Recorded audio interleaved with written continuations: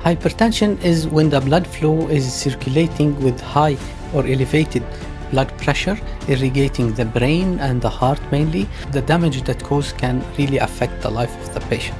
What are some key risk factors? Modern lifestyle, the obesity, stressful lifestyle that we are living now. When should they actually seek the medical attention? Between 18 and 40 years old, 60% of the population have high blood pressure. The consumption of salt and saturated fat to prevent hypertension by following. Hello and welcome to the Heart of the Matter, where we bring you conversations that truly matter to your health. I'm your host, Dr. Ravi. I'm a general physician and a healthcare advocate and someone deeply passionate about preventive care. Today is World Hypertension Day, and we are diving deep into a condition that's often silent but always serious. Hypertension, or what many call as high blood pressure.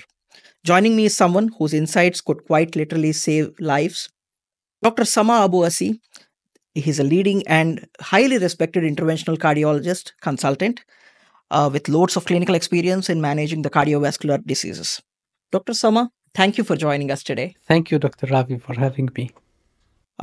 So, Dr. Samah, let's begin with the basics. Hypertension is often called as the silent killer.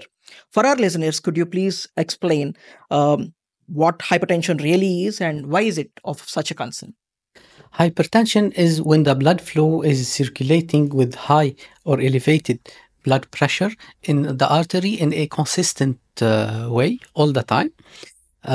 This high pressure in the arteries will damage the arteries on two levels.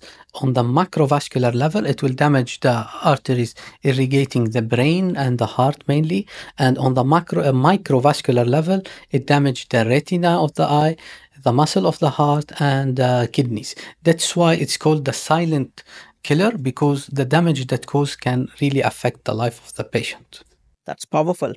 And it's shocking how many people walk around undiagnosed. What are some key risk factors that you see in your practice? First of all, the genetic predisposition is the main risk factor of the hypertension. Also, the age, but there are too many risk factors, specifically more increasing with our modern lifestyle. The obesity, the high salt diet, the sedentary lifestyle, and the stressful lifestyle that we are living now. So let's talk numbers. What blood pressure readings should actually raise concern for our patients, and then when should they actually seek the medical attention? Very important question.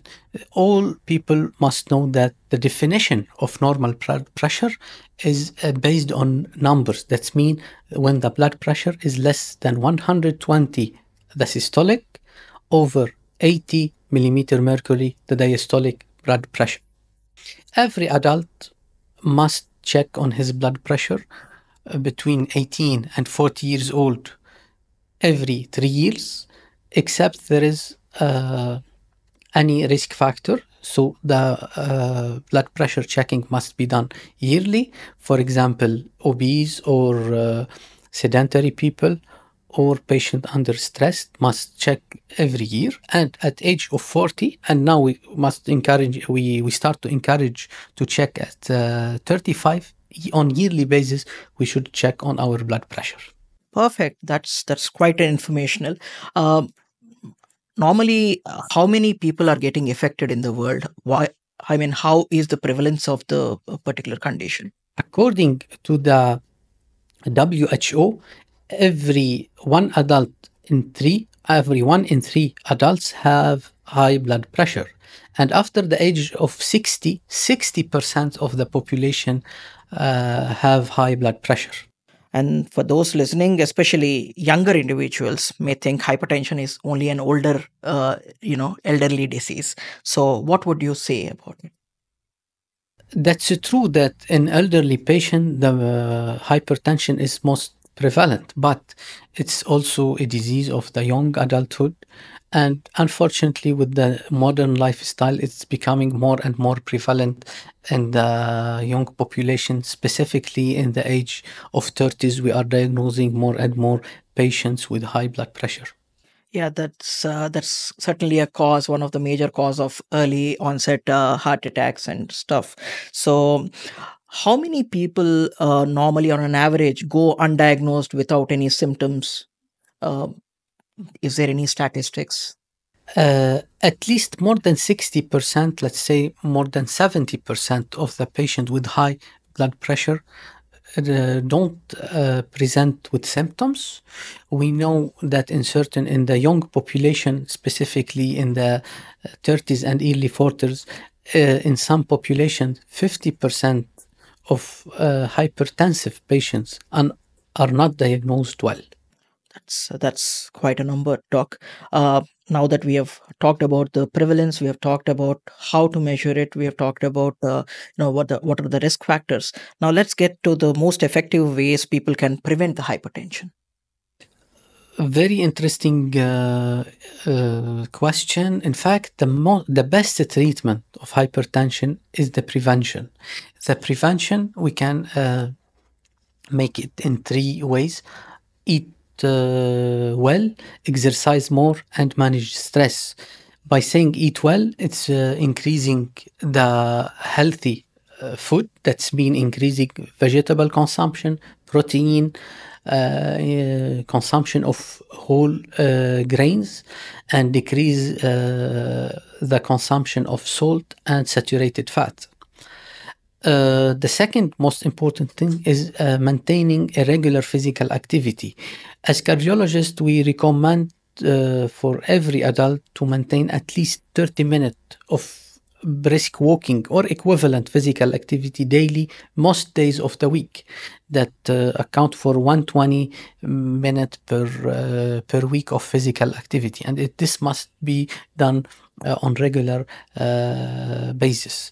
And about the stress management, coping with the new lifestyle or the modern lifestyle and managing this stressful way of living is a key in the prevention and the treatment of hypertension. Seems like healthy living is healthy and happy living. Right. For those who are already diagnosed, it's always pills, or is there a roadmap for the reversal?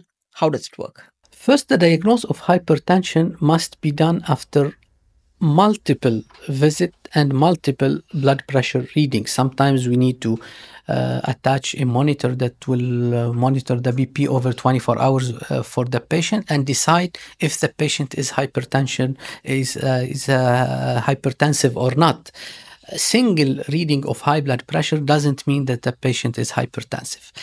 And after diagnosing hypertension, the treatment must be followed lifelong. But the first step and stage of treatment is changing lifestyle toward a healthy lifestyle.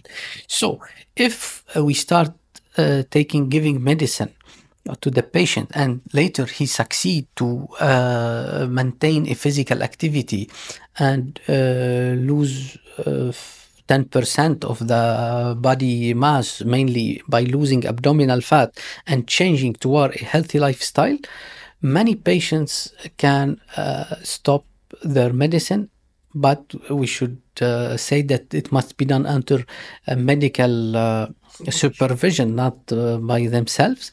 And by maintaining this healthy lifestyle is a maintenance of a chronic treatment. If we don't succeed, the most important is to maintain a normal blood pressure. If we don't succeed by only managing and following a healthy lifestyle, we should take lifelong pills.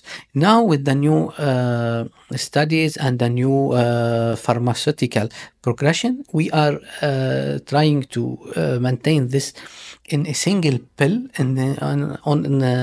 once daily, that the patient have to take this pill to make the patient more compliant to the treatment and to achieve a better control of the blood pressure, thus achieving a better limitation of the complications caused by high blood pressure. Key messages: lifestyle, physical exercise, diet, stress management, plus minus medications. Thank you, Dr. Sama. Now, let me get a little personal. What is one common misconception about hypertension that frustrates you as a cardiologist? The most The common misconception, and this what we try to aware the patient about it, is that when the patient comes, I do not have symptoms, so my blood pressure must be normal. I'm fine, so my blood pressure is fine. No, this is totally wrong. Many patients are presenting with high blood pressure, with hypertensive, without having any symptoms. So do not relate the absence of symptoms or being fine to concluding that the BP is normal. The BP is normal when the reading done by the machine is normal. That's a great message. And lastly, on this World Hypertension Day, what message would you like to leave our listeners with?